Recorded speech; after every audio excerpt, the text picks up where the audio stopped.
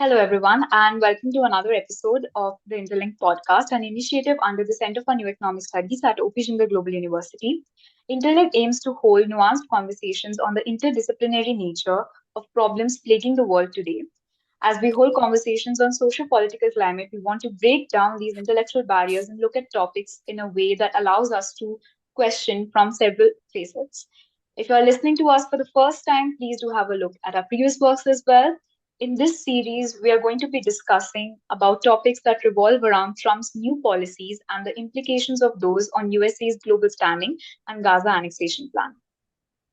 Um, we are very delighted to have with us today an international lawyer and an expert in international law and international relations, Professor Sanitya Kalika, who serves as an assistant professor of international law and global politics at Jindal Global Law School, with extensive experience in legal practice, academia, and multilateral diplomacy. He has held visiting positions at institutions such as Kathmandu University School of Law. His work in multilateral diplomacy includes engagements with the UN Human Rights Council and the International Law Commission.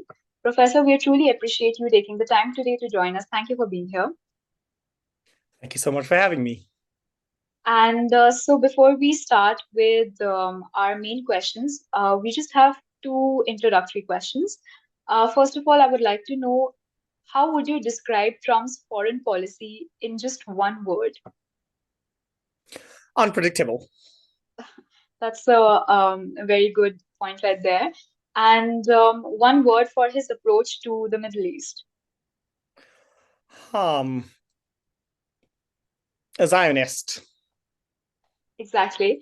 And with that, we start with our questions.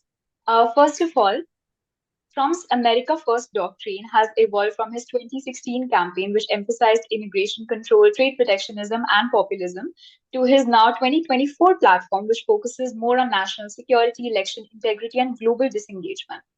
His policies also reflect historical themes, manifest destiny, which justified US expansionism and mercantilism, which further prioritizes straight controlled trade to maximize national wealth. Given Trump's economic nationalism and his very aggressive trade policies and geopolitical stance, how do his policies align with these historical ideas? And more importantly, does American exceptionalism, shaped by expansionist and protectionist ideas such as these, offer any strategic lessons for India as it navigates a shifting global order? Sure. Before I go on to answer that question, I can perhaps elaborate a little bit on the word Zionist that I used. The word Zionist is often seen critically by a lot of people in a lot of parts of the world, and that does not necessarily have to have a negative connotation all the times. It just means that the Jews can have a Jewish state, which is now the state of Israel, and the state should continue to exist side by side with Palestine or in so many other ways. But the word Zionist does not necessarily have to have a negative connotation all the times. But having said that, the reason that I used the word Zionist was because Trump's foreign policy in the Middle East is centered ridiculously in and around Israel.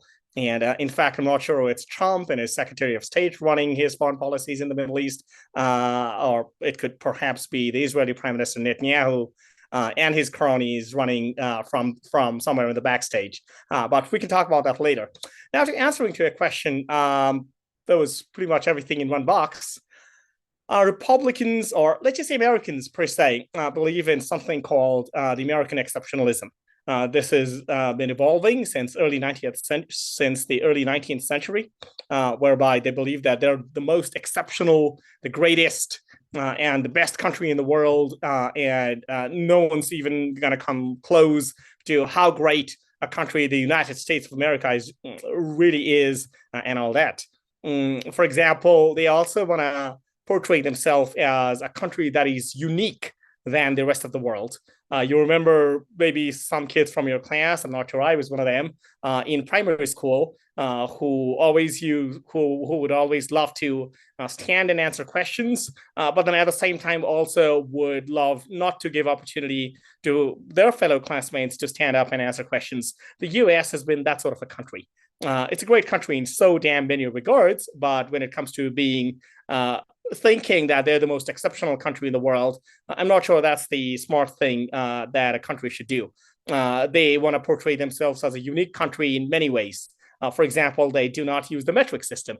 The world uses kilometers, and then they and maybe one or two more, honestly, countries are the ones using miles in lieu of kilometers to measure distances or to measure temperature in Fahrenheit and not in centigrade, and a whole lot more. In addition to that, they also believe, like you said, in what they call the manifest destiny, which is a concept where that represents that it represents a belief that the American settlers who are expanding westwards in the 19th century were destined by God, or maybe just by destiny, by nature, to expand westwards across North America, and then one day maybe reach the Pacific coast, and then be the kind of country that they are right now. This belief is rooted very much so in the concept of American exceptionalism and American nationalism, which is also something that Republicans believe in a little more than Democrats do. It is one of the earliest beliefs in American imperialism, and then it is an assumption that the United States of America, one, is holier than thou, or is sanctimonious in a way, that the assumption that the United States is the only country in the world which was founded on some universal eternal principles of freedom of the man, etc., as if no other country in the world knew about freedom before the USA did. In fact, the English had passed their Bill of Rights before the United States came into existence. San Marino, for example, was a country which had a written constitution in the 1600s. And the US was not the first one to have a written constitution, but the Americans believe that we are the best in everything. Ours was the only country in the world that was founded on the basis of freedom of the man, and a whole lot more. And we have got a unique moral virtue, and that the faith in the nation's divinely ordained destiny to succeed in the mission was very much something that Americans believed in. That. So that was the case when the American settlers decided to expand westwards. They did, and even after the California Gold Rush, they continued expanding westwards in the Pacific after the annexation, the peaceful annexation, not so peaceful annexation of Hawaii, and then later on they expanded up to Guam and a whole lot of other islands, also in the Caribbean to Puerto Rico, etc. And they now have a lot of military bases. When you talk about have other countries also made this mistake? Yes. China has made this mistake primarily during the latter stages of the Qing Empire, of the Qing Dynasty, excuse me. China in Chinese language, in Mandarin, is called Chongguo, which means the Middle Kingdom. And the Chinese people believe, and that so people who believe in this thing believe Chinese are, or otherwise they believe that there's heaven, which is the kingdom of God, and then there's the Middle Kingdom, which is China, which is way above than other smaller barbaric kingdoms in the rest of the world.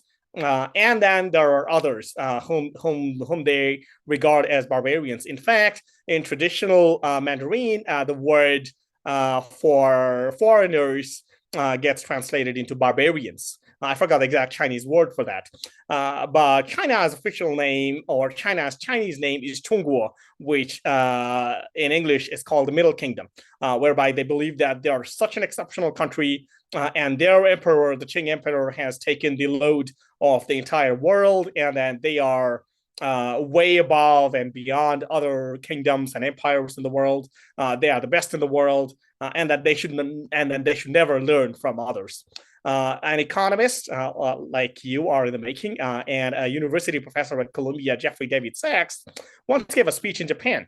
And he talked about this concept of American exceptionalism in there. In fact, Jeff Sachs has got a book on American exceptionalism, beyond American exceptionalism. But I'm particularly interested in talking about that one talk that he gave. I forgot at which institute, but somewhere in Japan a couple of years ago, whereby he told, and I quote, and a paraphrase, smart countries, they want to learn from others, and then they want to accept that they are not the best, and that they are still in the making, they are still growing up, and then there's a whole lot more that they need to learn from others.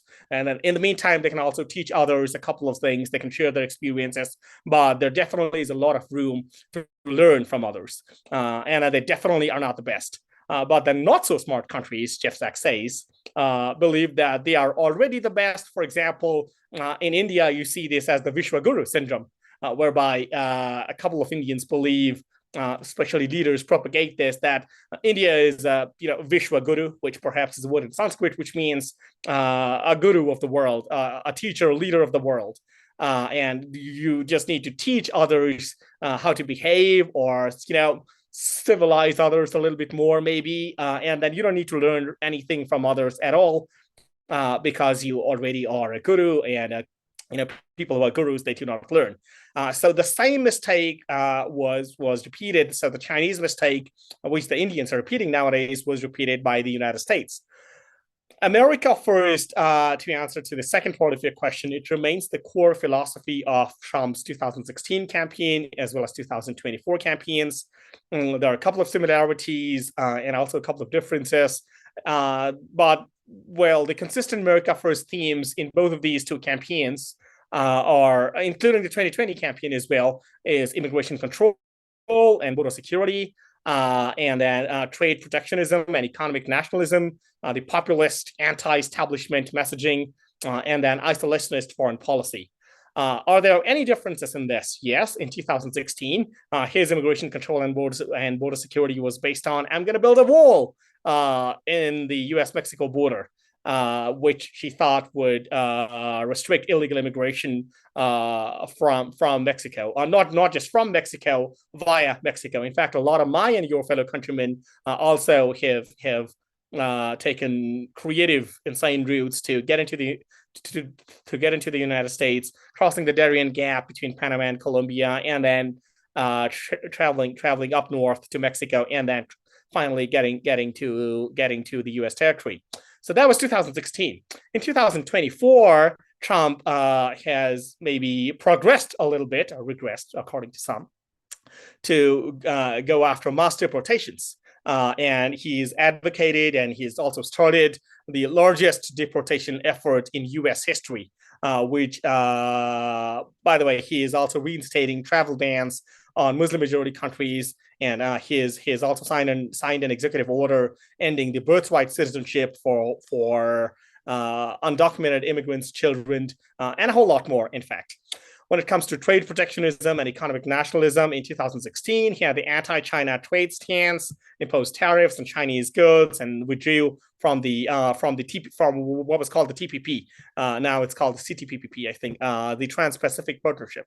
While in 2024, he has expanded his tariff policies, plans a universal 10% tariff on all imports, regardless of what country they come from Nepal, from India, from China, from the UK, France, Canada, doesn't matter. Israel, well, we are yet to hear about that, but he plans on a universal 10% tariff on all imports, which further deepens, by the way, the US-China economic rift. And he continues with his populist anti-establishment messaging as well. In 2016, he targeted mostly the Washington elites, as they call it, and then the mainstream media, with his narrative of calling everybody who doesn't agree with him fake news. While in 2024, I believe Trump's gotten a little more radical and then claims everything to be a rigged system against him, and also continues on his isolationist foreign policy. But we can talk about isolationism and global disengagement more if you perhaps have more questions on that. Rightly said, Professor. Actually, I think this discussion just perfectly ties in with our next question, which is upon the recent news where Trump has been making headlines by suggesting that Gaza is a living hellhole, quote unquote, and proposing it indeed has been. Now, I agree with Trump on that one. Yeah, and proposing the displacement of 2 million people to Egypt, a stance that echoes his very rigid views on immigration. And his claims to lead the rebuilding of Gaza has faced widespread international backlash. Now, given these legal, political, and humanitarian implications, do you think that Trump's plans hold any real possibility? And how do international laws and diplomatic norms come into play here? Does it have a possibility? It is really unpredictable, as the world, and not just the Trumpian world order, the world as such, is going more and more unpredictable. And international laws we've been witnessing more and more severe violations of international law than ever before, or at least in the last 75, 78 years after the end of the Second Great War. Is it realistically possible? Not so much right now, and there are a couple of reasons behind that. But before that, I might just want to address also one part that I feel is nasty and atrocious in the Gaza takeover plan. Donald Trump and his son-in-law, also, I forgot his name, excuse me, and a couple of other cronies of him, both in Israel and in the United States, have been describing Gaza as a nice property, beautiful property, waterfront property, and a whole lot more. They do not have more words to talk about Gaza. In fact, people like him who have some plan in the back of their mind, but wouldn't want to come out with that plan because that would make them so unpopular, etc. They wouldn't have many words. Now, this goes into psychological. I'm not an expert on that, but this does go on psychology a little bit. That people like those do not have more words than just a very few to describe their plans, because they fear that if they you make use of their rich vocab, they might as well just come out with a plan which they want to keep a bit of a secret for some time. So Trump uses terms such as nice property, waterfront resort, a beautiful place, etc. And then he doesn't make use of his otherwise rich vocabulary when he talks about Gaza. This raises two important questions. First, whether Gaza was bombed in the way it was bombed by Israel using American bombs also, because the US and Israel already had this plan on the back of their minds. And then second, because Gaza, as Trump was very rightly said, has indeed been a living hellhole right now. There is nothing, honestly, left in Gaza for Gazans to go and enjoy. And then second, whether that ambition of chasing away the Palestinians would also extend outside of Gaza and into the West Bank. Israel, by the way, so that people maybe wouldn't might just call me anti-Semitic, as every criticism of the state of Israel and then the actions of the Israeli government is being labeled as anti-Semitism right now. Let me clarify that I stand very, very strongly, very super strongly with the right of the state of Israel to exist as a state alongside a Palestinian state for sure. But I do not believe in this. In fact, I've had very serious disagreements with my friends and colleagues when they shout the slogan "From the river to the sea and Palestine free." I regard that as a bit of a genocidal slogan, because I believe in a two-state solution and a whole lot more. And I've told how the word Zionist does not necessarily need to have a negative connotation always. But having said that, I wonder if the ambition of chasing away Palestinians from Gaza would extend also to the West Bank, because Israel's already been building settlements which are illegal under international law, also in accordance with the ICJ advisory opinion of 2004, and then a number of other UN General Assembly resolutions and state practice that has been illegal. Israel's been continuing on those settlements, and maybe it would want to chase away the Palestinians also from the West Bank, and not just from the Gaza Strip. And maybe the obnoxious plan of having a greater Israel one day, from the river to the sea, there's just going to be one Israel. Maybe it's also moving towards that plan, and maybe it wouldn't stop there.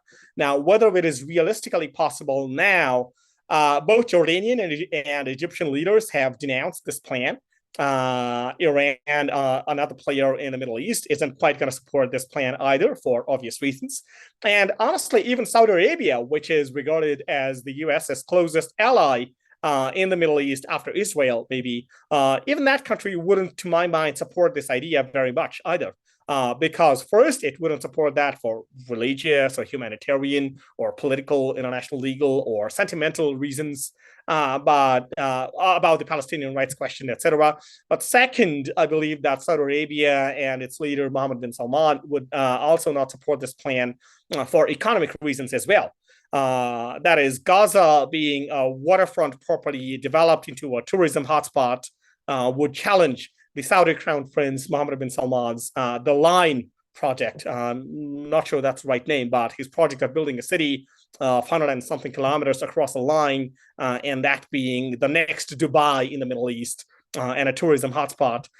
Gaza being a waterfront property developed into a tourism hotspot would challenge the Line project, especially after Saudis would run out of their oil resources and would have to depend on tourism and related sources of revenue, like the Emirate of Dubai next door. I wonder if it is really in the Saudi economic interests to support the deportation of dozens of Palestinians from Gaza, and then converting that into some kind of a five-star resort, because of its waterfront property features, like Trump says. International law also, this perhaps is the final point in your question, it doesn't allow at all forced displacement of people in that way, regardless of how well sugar-coated the words are, as they are. The Palestinians will live in peace, blah blah blah blah blah. Now, those we need to get out. We need to get through the sugarcoating and then get into the essence of the words, which are illegal blatantly under international law. It is illegal under the Genocide Convention. It is illegal under the definition of genocide in the Rome Statute of the International Criminal Court. And by the way, genocide does not necessarily have to mean killing people or killing people in groups. Even if you, for example, forcibly mass sterilize populations with the genocidal intent, with the degrees of dollars, of erasing in whole or in part the entire population, it can still be genocide. If you are converting children from one community to another, from one ethnicity or from one religion to another, even that can be genocide. And if you are forcibly transferring civilian population from one place to another, there's some debate into that, but then even that can very well be genocide. So this plan, honestly, is just sugar-coated continuation of the horrible killing genocide that Israel's been committing in Gaza. And international law does not allow that whatsoever. If the Palestinians want to go ahead and settle, if all of them want to go ahead and settle in some other place, and that honestly might also be a bit of a good idea given the kind of hellhole, and I agree with Trump on this, as I said, given the kind of hellhole that Gaza is right now, but forceful deportation of Palestinians is nowhere close to what would be legal under international law. And it's a shame that had to come from a U.S. president and from two heads of states and governments, honestly, Trump and Netanyahu. Over to you. Indeed, Professor, I completely agree. I mean, legally, the forced displacement of populations and acquisition of territory by force does violate the international law, including the Geneva Convention and the United Nations Charter. And ultimately, humanitarian organizations warn that forcibly relocating Gaza's entire population would exacerbate the regional instability at the end of the day and also lead to severe human rights violation. So, furthering this discussion forward, our next question is that Trump's sanctions against ICC, which is the International Criminal Court, has sparked global outrage. His administration previously took steps to undermine the court's authority, and now he continues to challenge its legitimacy. Is this part of a broader pattern of Trump's hostility towards global institutions in general? And could his stance extend to organizations like UN as well? What does that mean for international justice and accountability? Sure. Now, the answer to the latter part of your question as to whether this is going to extend to the UN or not, that is again very unpredictable. But then we will try and dissect that a little bit. But before that, coming to the ICC, well, in fact, even before that, this also returns in a way to your first question. The Republican Party in the US has always favored this kind of isolationism as a policy, exceptions apart, sure, compared to the Democrats. This is one of the reasons why the US, for example, did not join the League of Nations after the end of the First Great War, and then the US Senate did not ratify the Treaty of Versailles. In fact, the Treaty of Versailles was, written by or drafted by President Woodrow Wilson of the United States and his team, his friends, supporters. But then when this was presented, when you sign a treaty, you also at times need to present it to your parliament or to your legislature or whatever the national ratifying body is for its ratification. This was presented to the U.S. Senate, the upper house of the U.S. Congress, for like your Rajya Sabha in India, for ratification, which failed. A group of U.S. senators, mostly Republicans, but also joined by some Democrats, known as the irreconcilable, which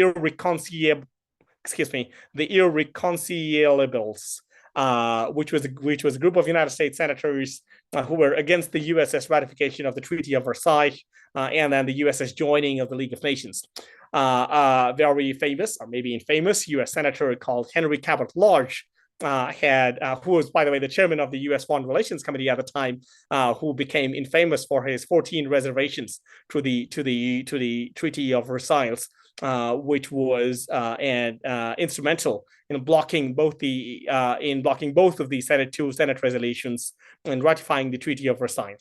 And President Woodrow Wilson was a Democrat, but then the U.S. Senate at the time had a Republican stronghold. So the Republicans have historically been against this kind of global engagement. And Trumpian policies are, sure, a continuation of that, but also a whole lot more. When Trump sanctioned the International Criminal Court in really creative ways, a lot of people, including his European allies, also disagreed with him. And I believe that ICC is a great institution with a lot of room to improve, for sure. And we can do a separate session on critiquing the ICC and how the ICC has been, maybe a little bit biased against states in Africa, and how the ICC or the ICC prosecutor have had less of their eyes turned towards the US or towards conflicts in Europe, etc. We can do a separate session about that, and I agree that there are problems with the ICC. But honestly, ICC, apart from all of those, is a great institution and with a lot of room for improvement, sure, but going ahead with the ICC should be the way forward. And this is, in fact, again, we have the ICC because there were two other clear precedents of UN-established ad hoc criminal tribunals, the International Criminal Tribunal for the former Yugoslavia, and then the International Criminal Tribunal for Rwanda, which were created by the United Nations Security Council by passing resolutions under Chapter 7 to try the war criminals in the former Yugoslavia and then in Rwanda during the Rwandan genocide. And those two tribunals were ad hoc international criminal tribunals. And then there was an opinion. In fact, the ILC was deliberating on this, and then they thought that instead of establishing newer international criminal tribunals like the ICTR and the ICTY, why don't we just go ahead and establish a permanent international criminal court, which would be trying perpetrators of international crimes like genocide, crimes against humanity, war crimes, etc. And that would be a permanent sort of a setting.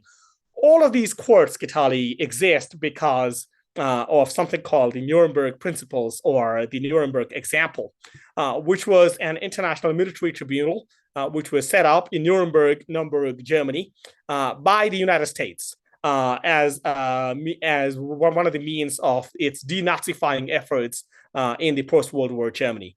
In fact, the Chief Justice of the United States at the time, I forgot the name, was requested by the US President Harry Truman to become the chief prosecutor of the IMT, of the International Military Tribunal, or the Nuremberg Tribunal. And this was a US project, honestly, to not let the perpetrators of the Holocaust and so many other war crimes during the Nazi regime get away with what they did. And this was for the first time in history that individuals were also regarded as subjects of international law. They were also regarded as they were also held responsible for violations of international law and international humanitarian law. And from that kind of a rich and proud history we have come to the ICC right now. So the U.S. previously was a signatory to the ICC statute. Thanks to Trump and his kinds of policies and his kinds of thoughts, the U.S. has withdrawn its signature from the International Criminal Court. Excuse me. And now it started sanctioning judges and, P2, P5, D1, D2 officers, the prosecutor of the ICC, etc. In fact, just last month, I was in The Hague talking to one of the international judges, whom I wouldn't name, who was my professor at the University of Michigan Law School. And he was like, thank God our court right now, and I wouldn't mention the court even, and he said, thank God our court right now is under the radar of Donald Trump. If he thank God he maybe doesn't know so much about us, ALC would also start sanctioning us, and that isn't going to be great for international justice. That isn't going to be great for the United States itself.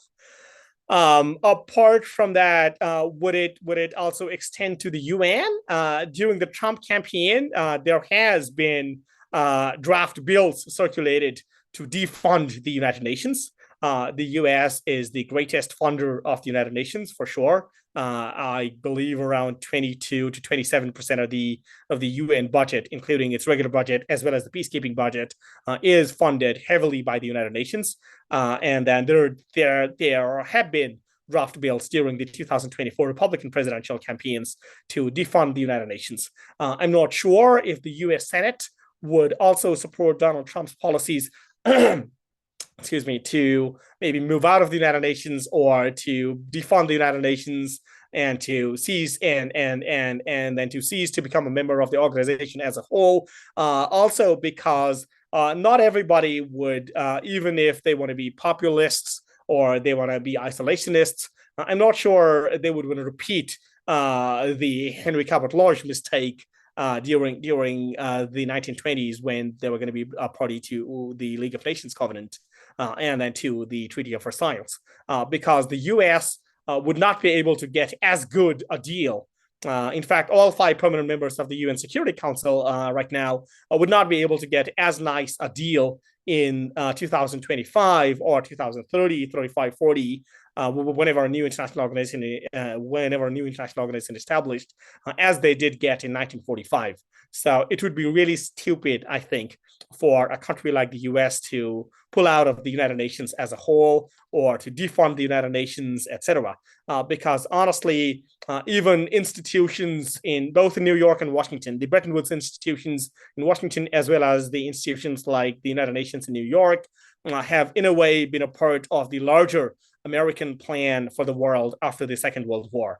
And it would be really, really stupid, I think, a move for the US to extend what it has been doing to the ICC also to the United Nations. But will they do it? Will they not? It is really unpredictable, not just with Trump, but also with members of the US Senate who are really going close to the hard line now and who are really being more and more populist. And which leads to more and more authoritarian sort of tendencies, which might as well just lead to all this ICC saga extending also to the UN. But I'm so sorry that the final answer is it is unpredictable. Over to you. Rightly said, Professor. I would actually agree, and because United States is especially a country with so much power, and if we see the world systems theory, then it's a core nation. So, of course, such actions may embolden other nations to disregard international norms, leading to a fragmented and less predictable international order. Absolutely. And yes. In fact, honestly, this wouldn't stop at home. You are absolutely right that once other wannabe authoritarian leaders elsewhere, maybe I could even name a couple of them, like Viktor Orban in Hungary, or populist wannabe authoritarian leaders who have demonstrated some authoritarian tendencies.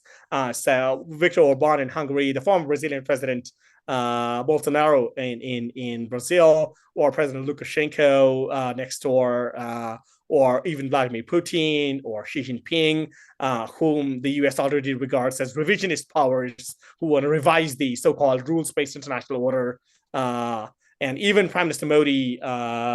So once the US does this, if it does, that is definitely not going to stop at home. It is definitely going to cross borders, cross oceans, both Atlantic and the Pacific. Many speculate that Trump's rapport with Vladimir Putin could lead to better US Russia relations. However, the European Union remains very wary of it, particularly given the ongoing war in Ukraine. Is there any realistic scenario where Trump could broker peace, or would his approach further destabilize the entire region? No, very much so that there is a possibility that this could end the Ukraine war. Would the Ukraine war end in the way that I would want it to end? No, but then would this end the Ukraine war? I think there is a very, very much realistic possibility, unless the U.S. military-industrial complex, or the U.S. deep state, as they call it, comes into play, and Trump has to lose his battle with the U.S. military-industrial complex in this one regard. I see some good possibilities of the Ukraine war ending this way. The Ukraine war, Geetaali, honestly, is a very stupid war, a nasty war, which wouldn't have started if the nasty project of NATO expansion hadn't continued. When NATO, the North Atlantic Treaty Organization, it was an organization founded, or so they said, based on Article 51 of the Charter of the United Nations, which allows both individual and collective self-defense. So NATO was founded in 1949 as a means of collective self-defense, trans-North Atlantic collective self-defense efforts against their against whom they regarded as the enemy at the time, according to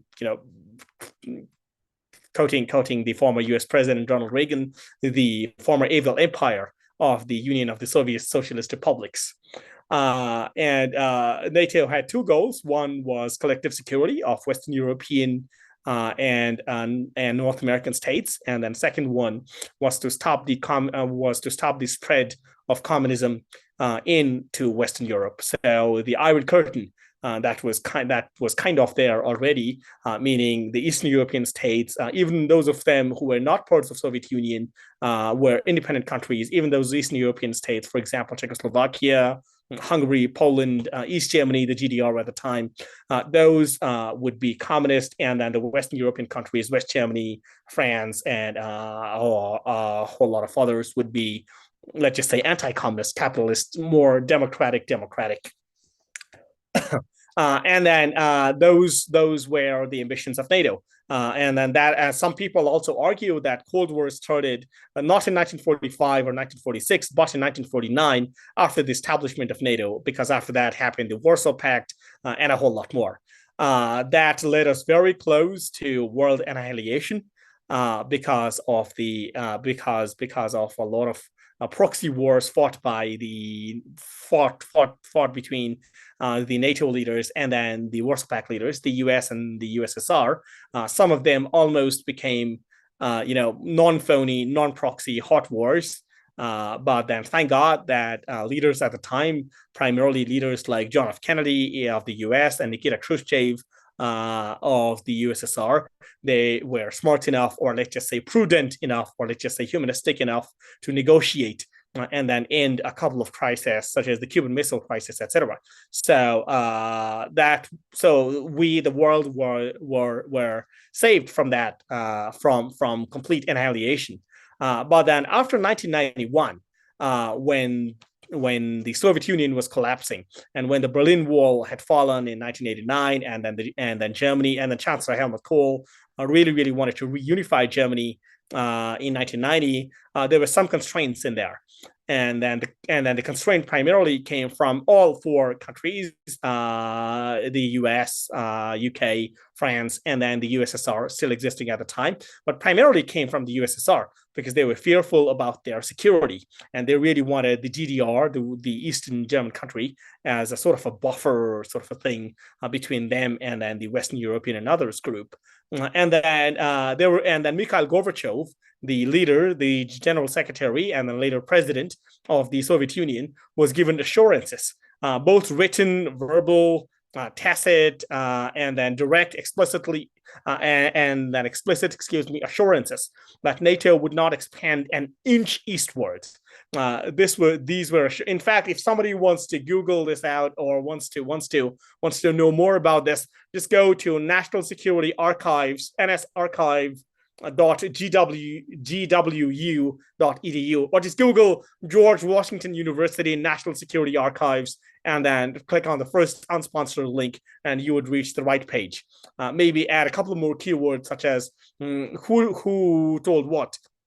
In fact, I could perhaps look it up if you want, and then put this in the chat box so that when you upload the podcast, you could maybe upload also that in the description. But I can perhaps send that to you by email later on. So they were given, so Mikhail Gorbachev and that other Soviet leaders were given assurances, explicit, written, verbal, and also tacit for sure assurances that NATO would not expand an inch eastward. These assurances were given by the German foreign minister of the day, were also given by the U.S. Secretary of State in the George Bush senior administration of the day, and then the Soviet leaders fell for that. So, but from 1994 onwards, really nasty, crazy plans of expanding NATO and then encircling what was left of Russia after the collapse of the Soviet Union by the time, those plans started unfolding. NATO kept on expanding. Countries such as Czech Republic, the Slovak Republic, Poland, Romania, a whole lot more. NATO expanded into these countries. And then in the late 1990s, President Bill Clinton also, for the first time, gave into the idea of expanding NATO also to the Black Sea. And then President George W. Bush Jr., also following or maybe not following the footsteps of his father, because his father was the president at the time when these assurances of no expansion were given to the Soviet Union. So during President George W. Bush Jr.'s tenure, the stupid idea of expanding NATO to Ukraine and then also to Georgia occurred. And even when you look at it from a common sense perspective, NATO is the North Atlantic Treaty Organization. Atlantic's the name of an ocean. And then Georgia is in the Caucasus, for God's sake. And Ukraine is in the Black Sea. Those are nowhere close to the Atlantic shore. Their shores do not touch the Atlantic Ocean. They are, not even in the Mediterranean Sea, for that matter, because you got to cross the Istanbul Canal. Because you got to cross the Straits of Bosphorus and Marmara to reach there. But then they decided to expand NATO to also Ukraine and Georgia in 2007. The Munich Security Conference happening right now. I'm not sure it's still happening, but it was opened by the German president on the 14th of February. And even that was opened a week before the German federal elections. The German federal elections are scheduled to be held, on the 23rd of February. The same Munich Security Conference in 2007, Vladimir Putin, the Russian leader, came in and addressed that conference and said, "No, stop right there. Please do not expand NATO because you are coming into our backyard and you are repeating the same mistake that the U.S. had made during President Kennedy's, which was later solved thanks to President Kennedy by placing missiles next to the Soviet Union, which triggered the Cuban Missile Crisis. Do not do that. As Albert Einstein said, insanity is repeating the same thing again and again and expecting different results. So Vladimir Putin's, I'm not sure he really quoted Einstein, but this kind of sums up what he said, that do not repeat the same mistake. Stop NATO expansion. You have come to Czechoslovakia, you have come to Czech Republic, Slovakia, Romania, but then stop right there. Do not come to Ukraine or Georgia. That's crazy for a zillion reasons. But then President George W. Bush was funny enough, I would say, to say, no, we've got an open door policy. Everybody who wants to come and join can come and join. And then even nowadays, when people make arguments like the one that I am making right now, we're often blamed as Putin apologists or something as such. No, sure, I believe in the democratic right of Ukraine, no questions asked, very much, I believe in the democratic rights of Ukraine or any other country or Georgia, literally any other country in the world to join the international organization that they want to join. But then, do I also believe that they also have that their right to join an international organization that they want to also extends to joining a military alliance? The answer is no, because NATO has served its purpose, if it had any purpose at all. NATO's purpose has been served. NATO was created to fight against an entity, against a state that no longer exists, the Union of Soviet Socialist Republics. The country has ceased to exist from the 26th of December 1991. And there is no reason that a military alliance like NATO should start. And honestly, if you also look at the wording of Article 51, now this can be really controversial, but I very much believe in this, and I'm also working on a paper on this. If you look at the wordings of Article 51 of the Charter of the United Nations, it says after an armed attack has occurred. You will then have the right of individual or collective self-defense. Yep. But then can you form an organization before an armed attack occurring on any state in anticipation of an armed attack by, because Putin's a psychopath, because, all of these things that you hear, because Putin's a Bronterok and he's a Satan, and because Russia is an evil country, blah, blah, blah, all that nonsense. You cannot buy all that nonsense all the time, and then in anticipation, so because they are so satanic, they will one day attack all over Western Europe. Can you believe this, please? In anticipation of all that nonsense, you cannot form a military alliance. So I firmly believe, very much so, with some exceptions, I'm still working on the paper, that the existence of NATO, at least in 2025, is illegal. The organization should be dismantled. When I talk about my European colleagues in Geneva about this, they're like, no, the Czechs and the Slovaks are like, no, oh my God, Russia is going to come and then eat us alive. And I scratched my head and I asked them, are you serious? That is not a smart way for diplomats to think or for world leaders to think. You negotiate, you sit down, you talk, you ask them, what are your concerns? What exactly are your concerns? And then how can we address them? And then you tell them your concerns, and then you ask assurances from them in what they are going to do to address your security concerns or otherwise concerns. But then, living in a bit of a utopia that one day the Russian Federation is going to come and attack us, and Putin regards himself as the Peter the Great.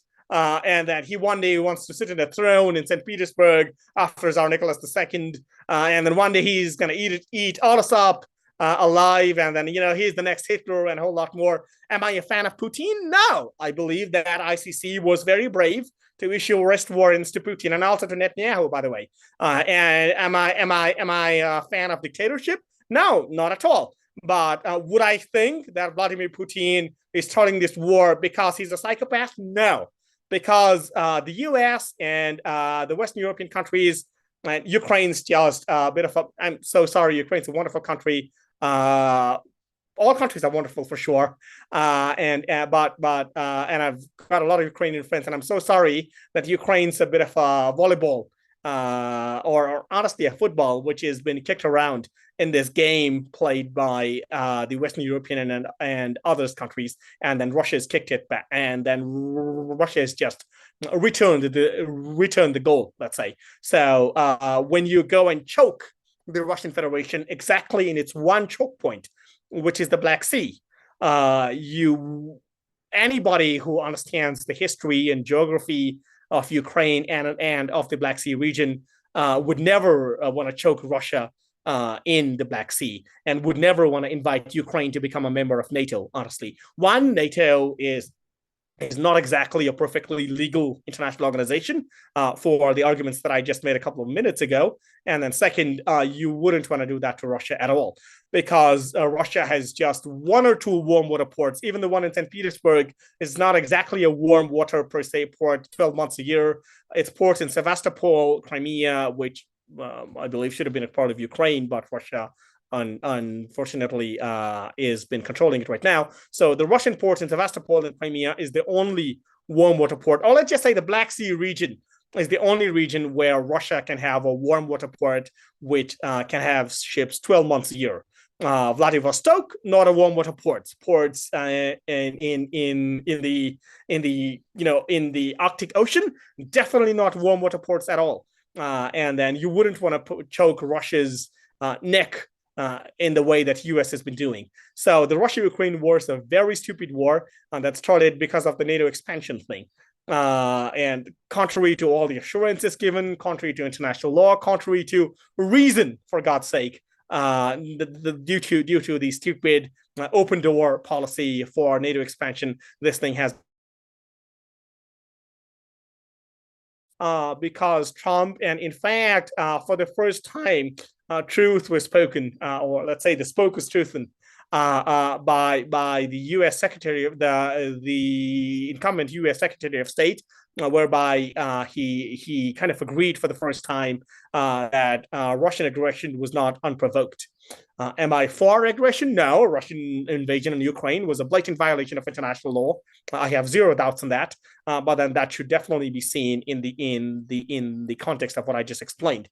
So they're meeting in Saudi Arabia, and then I hope that those negotiations would indeed bear some fruits. In fact, if you guarantee Ukraine's neutrality, the war is not going to take much longer to end.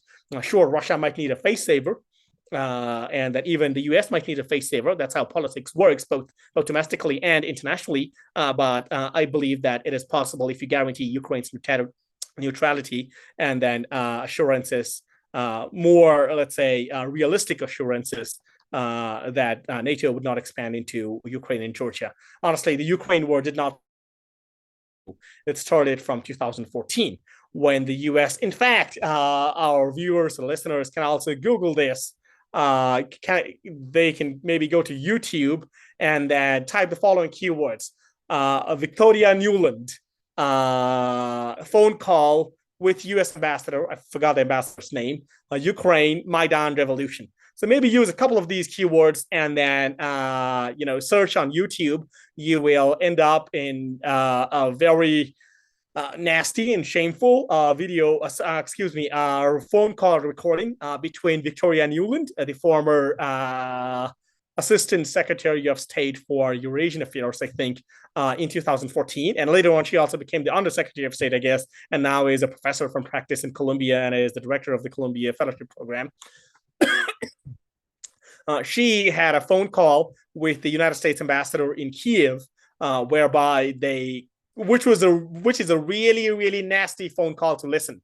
The words they use for the EU, including a horrendous, unpleasant four-letter English word ending with a K, and then also the way they plan on the violent overthrow of the then Ukrainian President Viktor Yanukovych.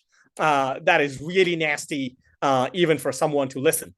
And then the U.S. did that, unfortunately. Do I like the U.S.? Yes, it's a great country. I was educated in the U.S., and I believe I owe a great debt to the U.S. and to its critical thinking legal education system that I received for maybe honing my critical thinking skills or for honing my debating skills. And honestly, the free speech concept that they have and a whole lot more, I appreciate that super very much. But then what I do not appreciate is the stupid, nasty, illegal, immoral games that the United States and the CIA and also the State Department plays in overthrowing governments abroad who just do not, just because they do not agree with the U.S. or fall in line with the U.S. policies. You have seen this in Nicaragua. You have seen this in Honduras during the United Fruits Company thing. In fact, this might just be interesting for the viewers. What happened in Central American countries in 1970s and 80s was a concept called banana republics, whereby there was a company called the United Fruits Company, which had a monopoly in fruit trade. And I actually teach this thing when I teach IR and authoritarianism and international law at OP Jindal. So this company, the UFC, had a monopoly in fruit trading in a couple of Central American countries. This company was based in New York and had on its retainer a law firm in New York with offices all around the world, but headquartered, I think, in Wall Street, called Sullivan and Cromwell. attorneys from this law firm, Sullivan and Cromwell, John Foster Dulles, became the Secretary of State in the United States. And then his brother, I forgot his name, David Dulles, or let's just call him the junior brother Dulles, became the head of the CIA, the director of the CIA. And then they, because they were, I don't know, I wouldn't want to use the word bribed, but maybe influenced, let's say, I don't know, bribed or not, but influenced by the United Foods Company, whom they in the past and in the future served as attorneys. Because they were influenced by the United Foods Company, they overthrew governments in Honduras and in Guatemala, and then just in order to let one company, the UFC, maintain its monopoly in those countries. Because the Guatemalan president, the Honduran president of the day, they made a couple of policies which ran afoul the United States company, the United Foods Company. So similar kind of regime, or the overthrowing of the popular democratically elected Iranian Prime Minister Mohammad Mossadegh in 1953-54, and a whole lot more. Similar kind of overthrowing of democratically elected government, not exactly democratic, but overthrowing of governments, foreign governments, regime change. It also happened in Ukraine in 2014, which was called the Maidan Revolution, and I forgot the name they gave to this color revolution, Orange Revolution, I think, which happened after the Maidan protests in Ukraine. Was Viktor Yanukovych a wonderful leader domestically? I believe now. And where the Ukrainian leaders are a little bit fed up of Viktor Yanukovych? I believe yes, because of his domestic policies. But then I am in full support when I look back in the events. I was actually a sophomore in college during those days, and I am actually in full support of the policies of President Viktor Yanukovych, which was, we wouldn't expand NATO into Ukraine. Ukraine would not join NATO. We wouldn't want to play the game that you are asking us to play, or we wouldn't want to be the football in your game of soccer, was President Viktor Yanukovych's policy. And then he was regarded as pro-Russian, which he was a little bit, and a whole lot more. And then his regime was overthrown with a very explicit support by the United States. And then Victoria Nuland, the same woman who was the Assistant Secretary of State during the Obama administration, became the Under Secretary of State, I believe, in the Biden administration. And then at that time, again, she was involved in the NATO expansion and a whole lot more. With due respect to her, I am criticizing her policies and not her herself. Well, maybe even a little bit her herself also, because of that one phone call that I have listened to the recording of multiple times. So that thing happened in 2014. The war on Crimea started after the Maidan Revolution. So had the U.S. not overthrown Viktor Yanukovych's government, just because he did not want Ukraine to join NATO and the U.S. wanted otherwise, I'm not sure the Crimea war would have happened. Russia maybe would not have invaded Crimea. I honestly do not see another reason for Russia to invade, another realistic reason for Russia to invade Crimea. But then they did that back in 2014. And then, again, the Albert Einstein quote about insanity. They repeated the same insanity and then expected different results in 2022. In fact, a couple of years before 2014, similar kind of mistake was done in case of Georgia, whereby Georgia, a country in the Caucasus, not even in the Mediterranean, let alone in North Atlantic Ocean, was invited to become a member of NATO. And then the Russian invasion of Georgia, which was wrong and bad and illegal, and I condemn that, sure. But then that happened because of, let's say, the invitation by George W. Bush Jr. For Georgia to join NATO. And no lessons have been learned. But then, thank God, unless things go south, because Trump and his policies are really unpredictable, I believe that Donald Trump's learned maybe one lesson at least from history, and he's perhaps not doomed to repeat it. And I have some real good hopes from the Riyadh conference that has been happening right now. And I hope that Ukraine and its populist leader, politician Zelensky, does not. I just hope that he comes back into his senses, to be really crude. And would this end the war in the way I want it? No, I actually want war criminals to be tried. I actually want all of the occupied Ukrainian territories in the Donbass region, in Kherson, including in Crimea, to be returned back to Ukraine. But I'm not sure that's going to happen. I'm not sure Putin's going to be tried by the ICC any sooner. But the war is definitely going to end. And that is definitely the way to go. Thank you so much, Professor, on your insights on the ongoing conflict of Russia, Ukraine, and actually the entire world order and international relations. So moving on to the Indo-US relations and shifting from the other side of the world. Our next question focuses on Modi's visit to US. Our Indian Prime Minister Narendra Modi's visit to US included discussions with both President Trump and Elon Musk, aiming to enhance the Indo-US relations. However, concerns over reciprocal tariffs and trade inheritances remain imbalanced. And was the visit successful in strengthening bilateral ties, or do you think that it exposed deeper economic and geopolitical tensions? And furthering that, could a new administration really shift the dynamics? I'm not exactly an expert on frankly on the question that you just asked. But what I do know is I'm not sure Modi.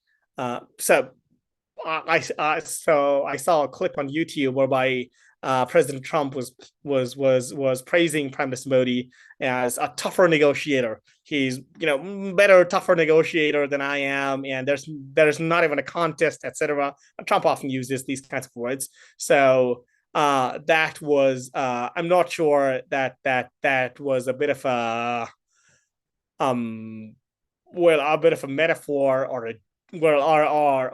a joke on Modi's negotiation skills, honestly, because he said that Prime Minister Modi was a tough negotiator, but then at the same time he was also able to convince Modi in a great way and also in a surprising way to in the F-35 deals.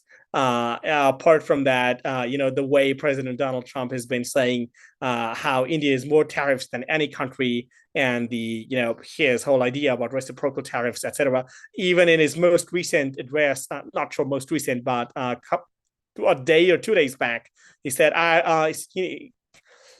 we've spent as much money in fiscal federalism in Nepal or in that sort of program in other countries, and in promoting voter turnout in India. And then he criticized India a lot in there, and then also criticized his own predecessors' policies in spending money in India for all of these things. And that he often says India has more tariffs than any country. And in the same address, he says, I've got a great respect for India, great respect for its leader, and a whole lot more. But at the same time, I'm not sure India is exactly the victor in this tough negotiating thing. And honestly, I wouldn't, if I was sitting in New Delhi, if I were an Indian and if I were a leader sitting in New Delhi, perhaps in the South Block of the Raisina Hill, I wouldn't really think that allying with the U.S. In a way that we would both go against China would really help us. I would really be careful against that sort of a policy. But I'm not really an expert in this. Over to you. Thank you so much. Excuse me. I do, however, want to say something, though. Something that I said towards the beginning of our podcast today, that there is one lesson, which is not exactly an answer to your question right now, but about Prime Minister Modi's policies, etc. There's one lesson that India needs to learn from the US, which is to not think that it's an exceptional country. Is India a great country? Absolutely. Is India a great historic civilization? No doubt, zero doubt. Are Indian people hardworking and a whole lot more? Of course, no doubt. And India is a great country, no doubt. But then so are all other 192 countries in the world. And then to think that I am a better civilization than my neighbors, or I'm a better civilization than people across the ocean, or to think that I have a better and a prouder history than people elsewhere. and to think that we have more things to teach than we have to learn, that is not exactly the path towards progress. This was a mistake made by China, thinking that it was the Middle Kingdom.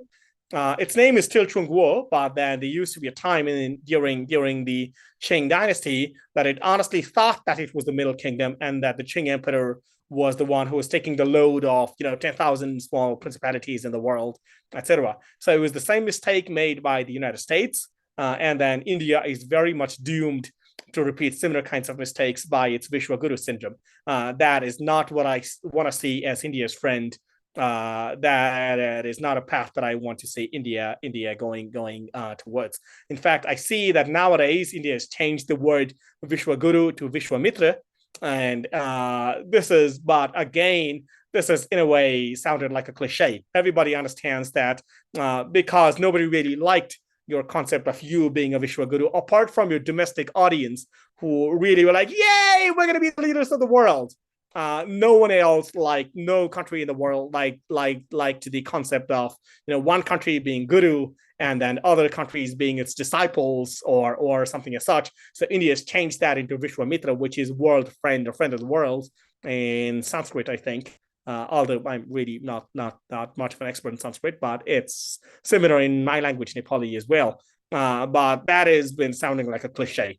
You can stop doing all of this, my advice, and then to learn from each other, and then to trade more with each other, including with your neighbors, China and Pakistan. In fact, Shashi Tharoor, whom I can criticize for some of his policies or his comments, but mostly agree with, who is also a great friend to your university, by the way. He, in his book, The Paradoxical Prime Minister in 2018 or 19, made a comment towards the end of his book that one way that he sees to have peace with Pakistan is to trade with them more, and then to trade exactly with those Pakistani companies which are run by the Fauji Foundation or the Fauji Fertilizer Company. In Pakistan, unfortunately, it's a great, wonderful country, but unfortunately, the military runs industries. The military runs companies which produce cement or runs a whole lot of other business enterprises, honestly, and then which is not great. But Shashi Tharoor argues that one way India can have peace with Pakistan is to trade more and more with exactly those companies in Pakistan, and the Pakistani army generals would have lesser incentives. Shashi Tharoor argues, and I almost entirely agree with him, that Pakistani army generals would have less incentives to go into a war or to sponsor terrorism in a neighboring state, etc. By if they do that, Shashi Tharoor argues, they would lose all of those trade benefits because the generals, both serving and retired, are the CEOs and chairmen of all of these military companies, like for example the Fauji Fertilizer Company, etc. Or WAPDA, etc. So trade with them, and then be friends with them, negotiate with them, and then ask if they have any concerns. And then do not believe that your neighbor would attack you just because they are insane, just because they hate you, just because they've got some kind of a complex. That is not the path towards peace. This applies both in case of Russia, Ukraine, Russia, USA. It applies very much so in US, China, and it applies also very much so, according to my humble and unworthy opinion, it applies very much so in India, China, India, Pakistan relations as well. Because to do more trade, more talk, more negotiations, more business, and then more people-to-people contacts, more visits is definitely going to be the way ahead. Sorry, this was not a question that you asked, but then I just wanted to blabber as much. Go ahead, please. Thank you so much, Professor, for sharing your insights. This is going to be the end of our discussion. And to be honest, as an economics student and also learning a lot about international relations, this has been incredibly helpful. And surely after the podcast launches out, I have noted down so many things, and I'm going to make very comprehensive notes in my notebook and completely use it for future references and writing. This has been incredibly helpful. Thank you so much for joining us. Thank you so much for having me, Geetaali, and I'm going to see you around on campus. Take care. All right. Thank you so much. Take care. Goodbye. Have a nice day.